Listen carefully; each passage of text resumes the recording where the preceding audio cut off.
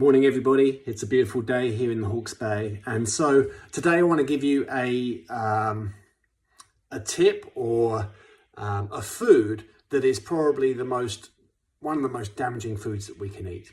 Okay, and so if you're somebody who's struggling with your weight, you're struggling with being bloated, you're struggling with mental brain fog, you have autoimmunity, an autoimmune condition, you have a lot of aches and pains in your joints, this is definitely going to be a food that you're going to want to eliminate. All right, and so this is a very common food that I talk about a lot, and it's a protein that's found in wheat, barley and rye, and it's gluten. Okay, so we're talking about your regular bread, your pasta, your bagels, your croissants, your muffins, these paninis, these kind of foods for many people, because of this protein gluten, is really problematic. Now, unfortunately, the bread we're eating now is nothing like the bread that your grandmother was eating. So due to the hybridization of grains, the wheat we're eating now has got a lot more gluten in it. It's also got a lot more lectins in it. So lectins are molecules that plants make to stop insects from eating them.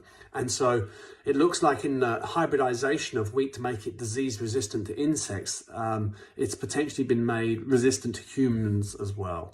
So there's a lot of research now looking at this lectin protein toxicity as a mechanism of driving increased inflammation within our body. In fact, one study that was looking at gluten and whether it was safe for people to eat, we know they looked at celiacs, which have a major severe IgA immune response to gluten, and non-celiacs, so people who theoretically have no problems with gluten. And what they found is that consuming gluten increased inflammation for both people with celiac disease and people without celiac disease, really sort of highlighting that it's most likely inflammatory for everybody. All right, so check out our whole food eating guide. That's got a whole bunch of other carbohydrates that you can be eating to fulfill that need, and also eating the right levels of fats and proteins to keep you full as you move away from gluten containing foods. All right, enjoy.